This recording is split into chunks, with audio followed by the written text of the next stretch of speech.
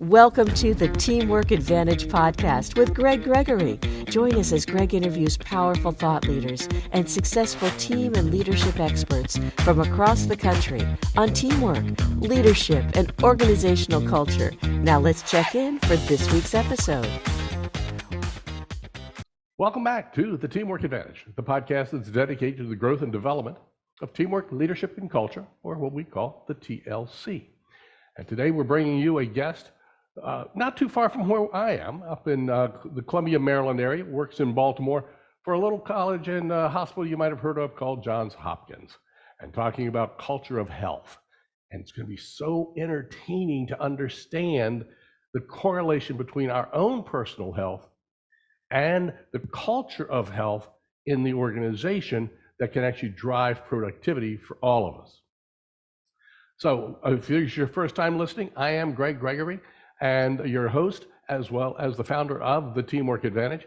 We'd like to welcome you to joining us. We've been downloaded in 79 countries. So without any further ado today, let's kind of get right into it and have a little understanding of the culture of health. For over 20 years now, workplace health pioneer and thought leader, Dr. Richard Safir, has assessed cultures, trained leaders, conducted and explored research on the intersection of individual and organizational behavior. I love the intersection aspect. Dr. Safir also currently serves as the Chief Medical Director of Employee Health and Wellbeing for Johns Hopkins Medicine, where he leads the Healthy at Hopkins Employee Health and Wellbeing Strategy. And I think that's so powerful. Our organizations all need to have some form of a health and well-being strategy. He's also a regular conference speaker on the topic of building culture of health, well-being, and has published numerous journals and articles on the topic. He also teaches at the Department of Health, Behavior, and Society at Johns Hopkins Bloomberg School of Public Health. He's taught the inaugural graduate course, Organizational Health, at American University, and he's going to talk about his book that's out just recently as well. Welcome, Dr. Safir, and if it's okay, I'll call you Rich. Please do, Greg. It's great to be here. Rich. Good. We're excited to have you here. So did you wake up one day and say, hey, I'm going to be a doctor of all of this culture and health? No, definitely not what I was thinking about when I decided to go to medical school. I trained as a family doctor, and after finishing my training, I joined a family practice in suburbia where I thought I'd be practicing for 30 years. Didn't make it more than 2 years before I made a slight pivot. A slight pivot? Yeah, I came to realize that, in these 15-minute office visits, Greg, I finished my training when HMOs were in their heyday. And so, we were really trying to see patients quickly, but it wasn't that effective. And I was realizing I wasn't making much of a difference. And in the meantime, most of my patients were coming into the office during their workday and then going back to work. That's where they were most of the day. That's where most of their health is being influenced. So it was then that I realized I could probably make a much bigger impact if I was working on the inside of a company than in a physician's office. And that's absolutely powerful to start recognizing that. One of the things we've talked about on the podcast is the fact that we spend more time at work than we do with our families these days, at least waking hours. Yes.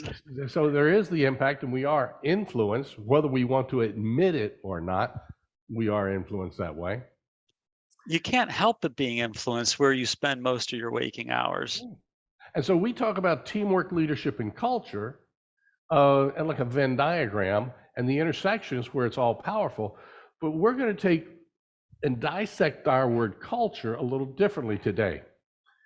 I want to get into, and I want to get a clear understanding of what a culture of health means. So organizations have culture. We won't do this, we won't do this. We're productivity, we're powerful, we're great people who do this. This is our culture. But you're talking about culture of health. Can you explain what that really means and entails? I'd love to. I got interested in this culture idea probably 12, 13 years ago as I was studying workplace wellness and in that space and realizing there were a lot of problems with it. It really wasn't panning out to be the way that you might have been reading in the literature. And I came to appreciate that there was a much bigger, there are much bigger forces at play. And the word culture started getting thrown around, and I looked it up in Webster's. For those of us who grew up with dictionaries, Webster's dictionary, the shared behaviors, attitudes, and beliefs of a group of people. And in the workplace, that group of people is the workforce.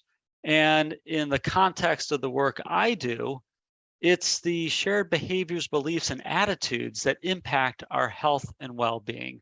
It's as straightforward as that, Greg. So when we look at the shared behaviors, let's go back to talking about the influence there. I come into a new company. They're already going to have their shared behaviors, and that's going to impact me as I come in. Am I on the right part there? Absolutely. I subscribe to 6 well-being culture building blocks. And in the example you just gave, norms are the expected behaviors of a group of people. So if you come into an organization, you're the new employee, and you see everybody at lunchtime going for a walk, there's a good chance that you're going to go for a walk because that's the way we do business. Okay. And the opposite is true. If people are working at their computers during lunch and keep going on, and that's probably the way you're going to behave because those norms, those forces are quite powerful. So let's dive this down even a little deeper. We focus a lot on teamwork. Yes, you Is do. it possible that one team doing task A Mm-hmm. and another team also doing task A, but they're working different areas of the company, but they do a lot of the same work? Is it Yes. possible they could have two very different cultures of health?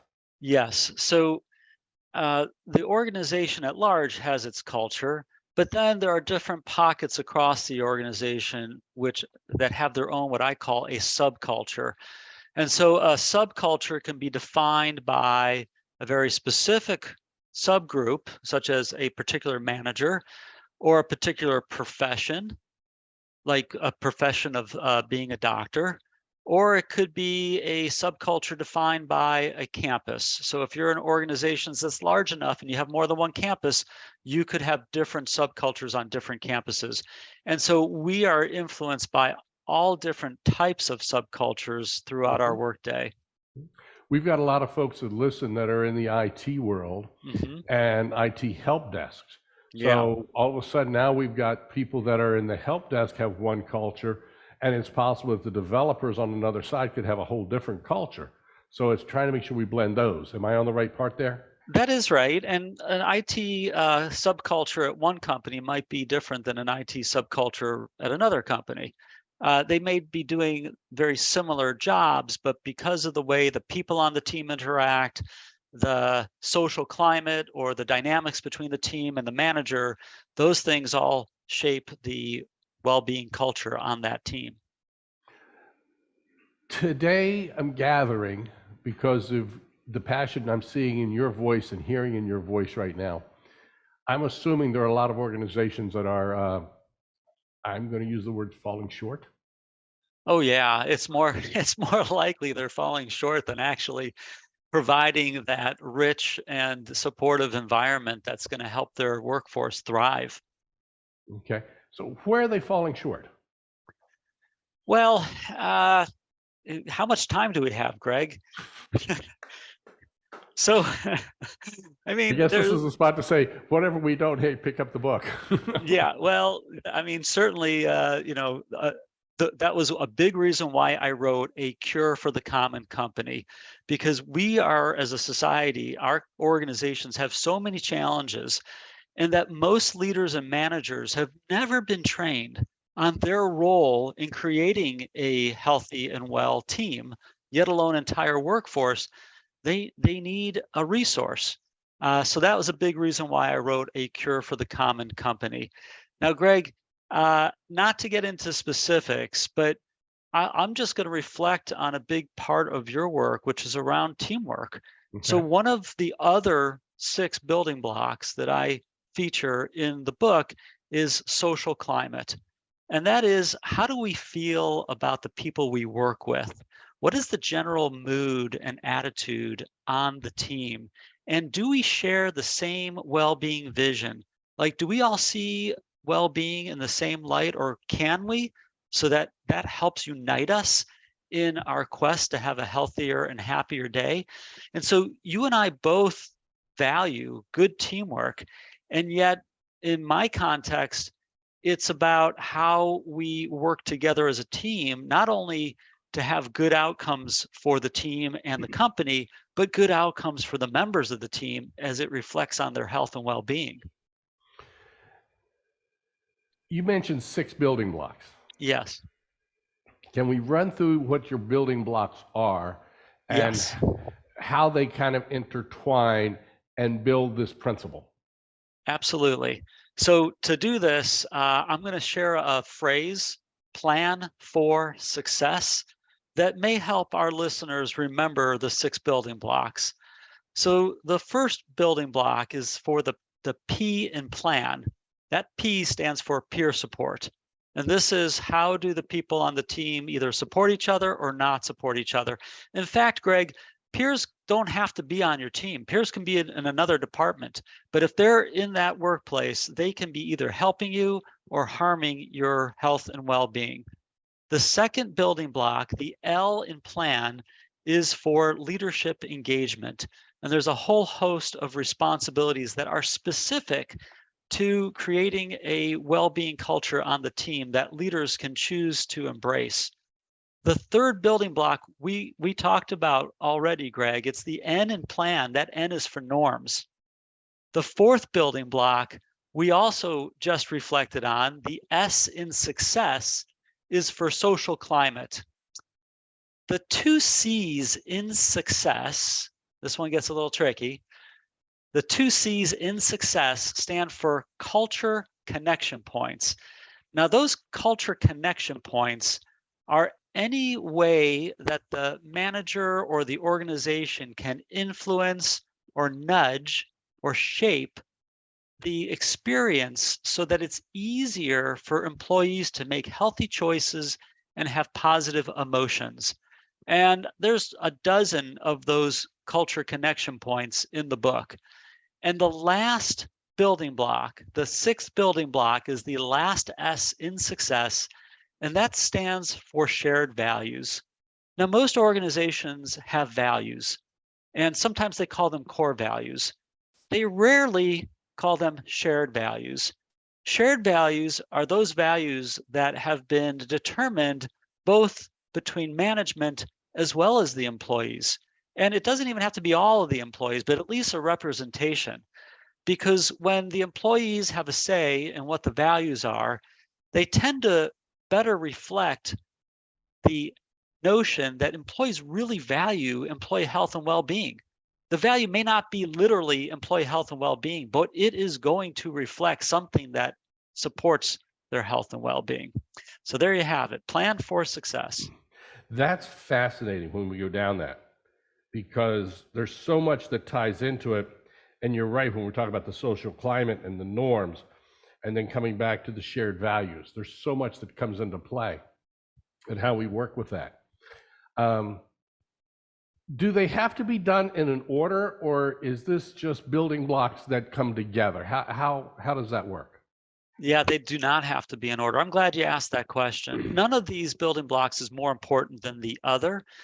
The building blocks actually work best when they're used together. And there's a diagram in the book that shows that they overlap. It's a matter of trying to figure out, where do you want to start? And sometimes the decision's based on, well, we're weakest in this area, or the decision about where to start might be, hey, we're likely to be most successful in this area and we want to get a quick win. So wherever you choose to start, you really may be able to focus on that building block, but you're going to have to kind of bring in some elements of the other building blocks to really be successful. As we start to go and we start working with the peers, Mm-hmm.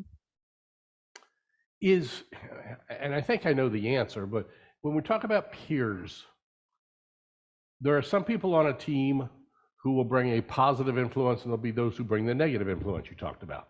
Yeah. Now, if I'm a leader on that team, What can I do to make sure we're focusing in on that positive peer-to-peer experience? Yeah, leaders have an incredible amount of responsibility, and one of them is to create a positive attitude on the team and positive interactions between peers. So, what comes to mind, Greg, is that leaders can show their appreciation for two teammates who are working together towards a healthier workday, because we know when the boss emphasizes and applauds something good that's happening, like two peers working together for a healthier day or a healthier mental outlook, that gets replicated. Now, on the flip side, if there's someone on the team who might be a distractor from a positive outlook, that deserves a conversation, and not a conversation out amongst the whole team, but rather a conversation between the leader and the person on the team. Okay. Now, leaders have to be careful that they're not prying. You don't want to ask personal health questions, but you could ask open-ended questions like, hey, I noticed that you made a comment that seemed to indicate to me that maybe something's wrong. Is there anything that I can help you with? And if this happens on a regular basis, is, hey, I've noticed a pattern where you're having some comments that I think may be taking down the mood of the team. And let's discuss this. And by the way, you may not realize it, but that actually could be making someone else a little bit stressed or a little bit sad. And if you don't have a problem with it, I'd appreciate you paying attention to it. I mean, this is a gradual conversation, Greg. It's not something you're going to pop out and just hit them with cold. No, and depending on your relationship with the people on your team, that level of trust depends on how quickly you can address it. I mean, there's a whole number of steps before that. And I do think that vulnerability and trust is hugely important in our own well-being in the workplace. And those who've listened to the many episodes of our podcast know the true foundation of any team is building vulnerability trust. Yeah. And we focus in that all the time. And I've still been threatening to get a little buzzer over here every time the word trust is mentioned. We go, woohoo! Maybe some confetti that comes up onto the screen. Yeah. But when we stop to think about that, we start to pull it together. What about if the leader, if I'm a team member, and I see other behaviors that are not health conscious, and I don't mean the fact that somebody's, eating, birthday cake all day long. I'm not talking that. But if I see something that affecting the culture of the team, the health culture, yeah, and the leader's not taking a proactive approach, is there something I can do? Yes, absolutely. And of course, it depends on the team dynamics, but first thing that comes to mind, Greg, is to talk to the team leader. Maybe they're not doing something about it because they don't realize it's a problem. But certainly I'd have that conversation with the team leader and see how receptive they are. If they're receptive to the message, but they're uncomfortable delivering the message, then there are a couple of options that come to mind. Okay. Hey, boss, is it okay if I bring up the conversation, not to call out anyone in particular, but to maybe let everyone on the team know, hey, I have, just sticking with your birthday cake example, I have diabetes, and I think people are trying to be nice when they bring in desserts and snacks to the workplace, but I also kind of have a hard time saying no to it. So would you mind, maybe if you're going to bring something into the workplace, maybe it could be on the healthier side, or maybe don't tell me it's there. Anything that you can do to support me would really be helpful. And that way you're making it about yourself. Now, then another idea could be, hey, boss, I know you're uncomfortable doing it. I'm uncomfortable doing it. What if we brought in someone from our health and well-being team? Maybe they have a way to communicate the idea that we all impact each other's behavior, and maybe they can raise the conversation about how we support each other's health and well-being. Okay. All right. Let's look at the flip side of that. Let's say we've got a teammate on our team who works out every day before coming into work. They come in, they've got that right attitude, but they're very, I don't want to use the word self-centered because that's not the right word, but they're very focused on what they do for their business, what their job is. They're doing their task, they get their job done, but they're not really creating that culture. Is that a potential challenge as well? Yeah, I mean, what I see more often, Greg, is that people who are health enthusiasts, they try to, probably not in an ill-intended way, more likely unknowingly, are asserting what they believe to be is the healthy path. And that can be a problem on a number of different levels. One is you don't want the health and well-being conversation to actually harm the team dynamics, because we're so dependent on each other because we're working together all day. So one, you don't want it to be a relationship buster. And two, you don't want this health enthusiast to actually cause someone to really kind of boomerang. Listen, I can't run a marathon, therefore I'm not going to walk at lunch because, I may not be able to keep up with this other person and I don't want to be embarrassed. We really have to show a lot of respect for each other and know that we're all on a different well-being journey.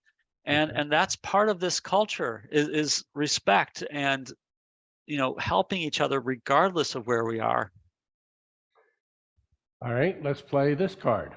You got a lot of devils up your sleeve. Oh yeah.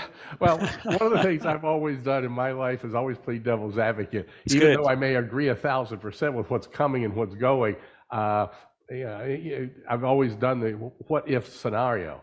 Yeah, and it makes sense because we're all working on different teams with different personalities, and we really have to know that it's not going to always play out the way we expect it or hope it will. So let's assume that you're the leader and now you go to bring something up to somebody and that person just looks at you and says, it's none of your beeping business. If I want to smoke, if I want to do this, I'm going to do what I want to do. Yeah. Obviously, that's impacting the negative culture. Is there something we can do other than modeling the proper lifestyle? Sure. I mean, hopefully the leader brought up whatever topic it is around health and well-being in an appropriate way. Okay. We really as leaders can't ask personal questions like, do you have diabetes? How many hours of sleep do you get at night? But we can say, is everything okay in your life? Is there anything I can do to support your health and well-being? By the way, I noticed that you were away from your desk earlier today, twice, and then again twice this afternoon. And by the way, someone told me that you were seen smoking on our campus. Did you know we have a no smoking policy? And it's not my policy, it's the company's policy. And see what they say. Okay. I mean, we have to, respect that there are organization policies, that people are entitled to their individual choices, and that includes how they choose to conduct their health and well-being during the workday, up until the point it starts to harm other people's health and well-being or goes against the company's policies. Okay. Do you have any recommendations for an organization that may not have a health and well-being position on their team, but they want to start to create this environment? So are there steps that people can start to do, organizations can do, whether it's a small team or whether it's a large organization coming down from the C-suite? I'm assuming there's some similarities, but are there things that people can actually start to do right away? Sure thing. Not every company is big enough to have a person whose full-time job it is to support the health and well-being of the workforce. So there's a couple of things that I can think of. One is there's a video series that my colleague and I created at Hopkins for managers. It's called 10-Minute Well-Being Tips for Managers.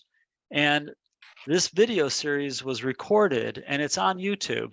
And so you can go there, and there are 46 episodes for managers to review, and you can watch one, and at the end there's tips. There's a tip or two for the manager's own well-being, and then there's a tip or two for what you can do with your team. And it's a step-by-step instruction. Now, some weeks it's going to make sense and the manager can go back and bring it up at the team meeting. And other weeks they're going to be like, you know what, I'm hearing what you're saying, but I'm just not comfortable with that topic. And that's okay. There's no way anyone's going to cover all 46 topics, but just find the ones that work for you. Okay. Greg, just an individual manager working on their own well-being will help the team. Most of us don't check in with our own emotions during the day. And if we're stressed, which 70% of us reportedly are stressed, that stress in the moment can cause those around us to be stressed. So really, the second piece of advice is for managers to learn how to lower their stress level so that they don't negatively impact the stress of the people on their team. And Greg, I'm sorry, I don't want to sound like a commercial, but the book, A Cure for the Common Company, really was written for managers and leaders so that they could take the information and start to apply. It's a very practical book.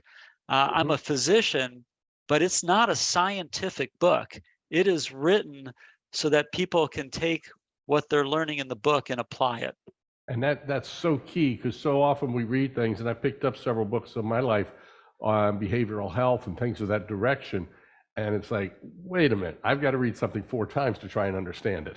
Look, we have an entire team that works in employee health and wellness at Johns Hopkins, and yet we need every manager and every leader, vice president, the CEO on board in order to optimize the well-being culture.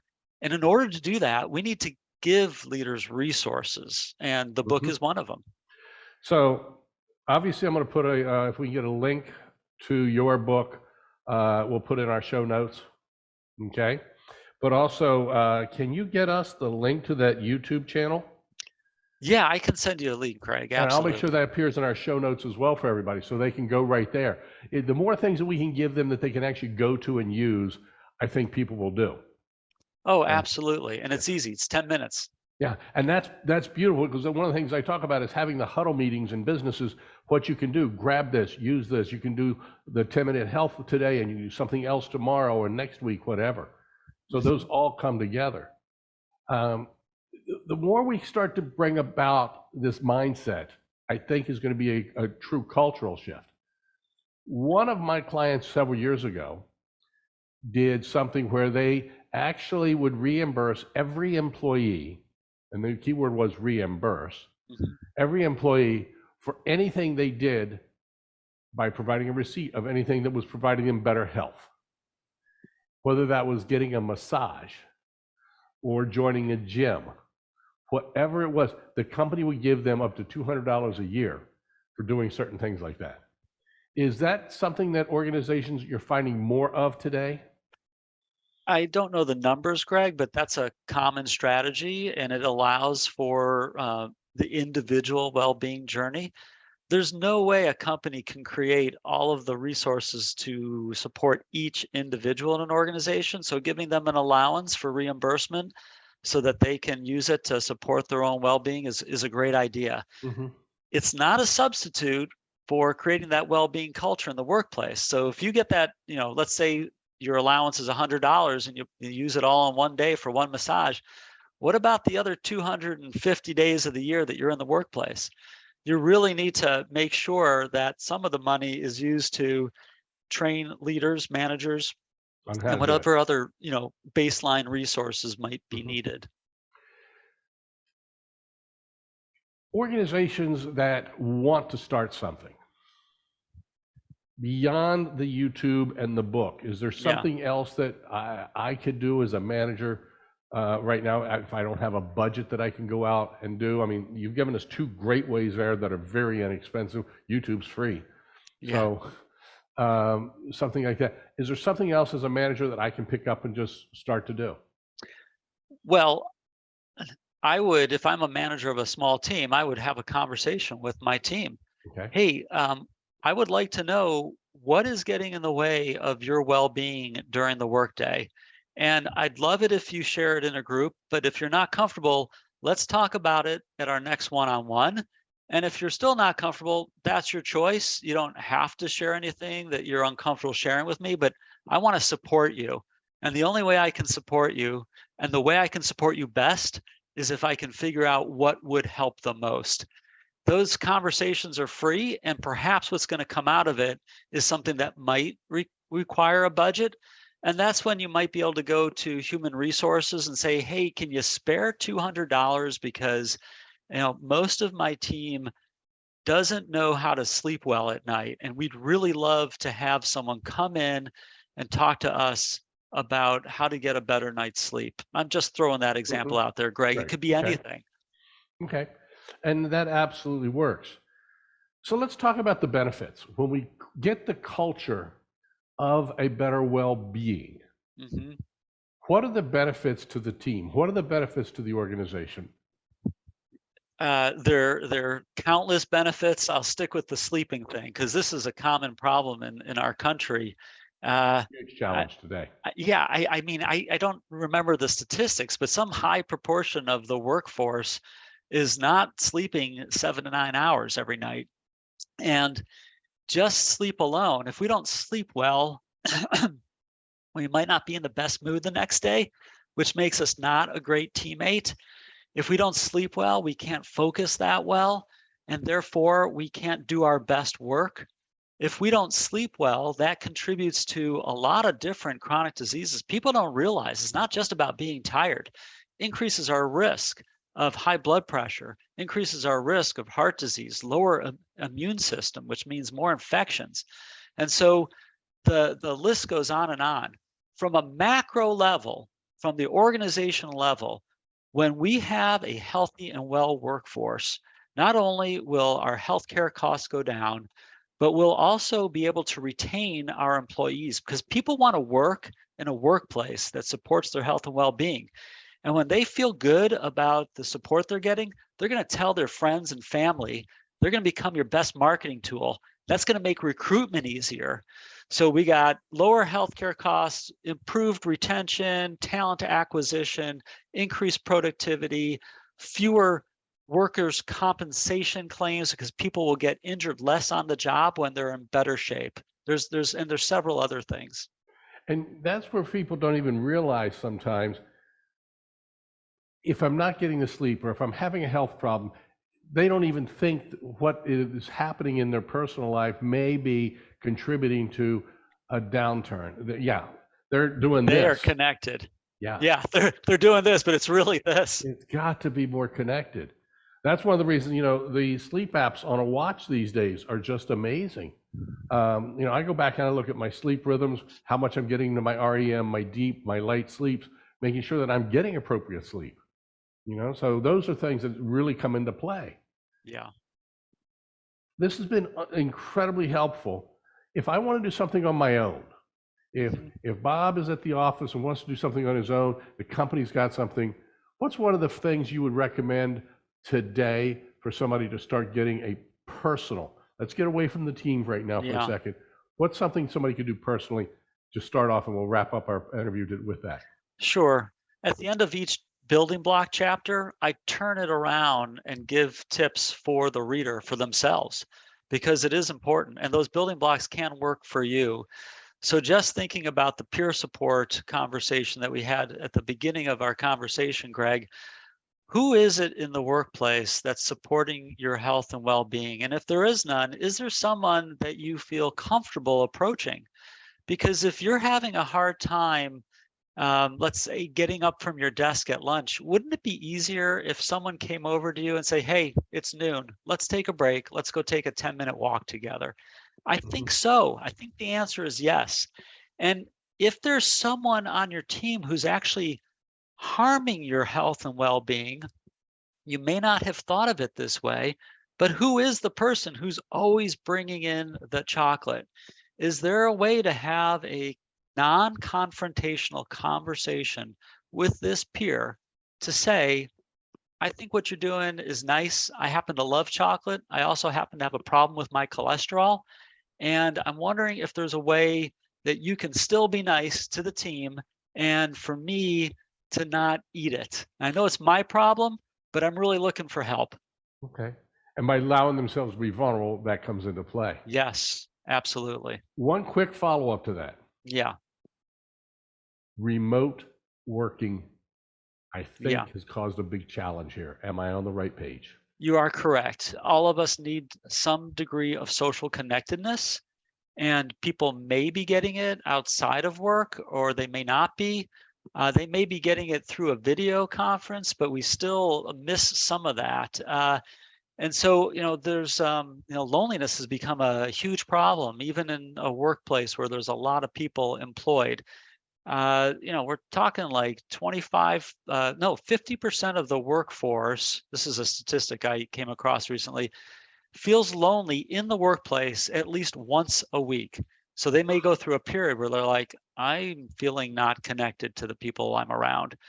And so pay attention to your remote workers.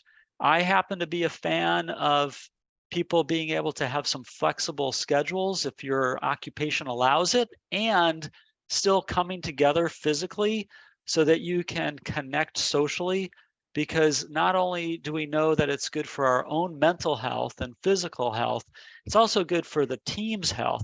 You want a healthy team too, because without a healthy team, the team falls apart. Absolutely. Absolutely.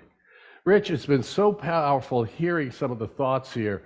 The Teamwork Advantage is all about that. Early on, we had a guest on our podcast who was a physical therapist right in the beginning of the pandemic, of how to make sure you're doing some exercises at your chair.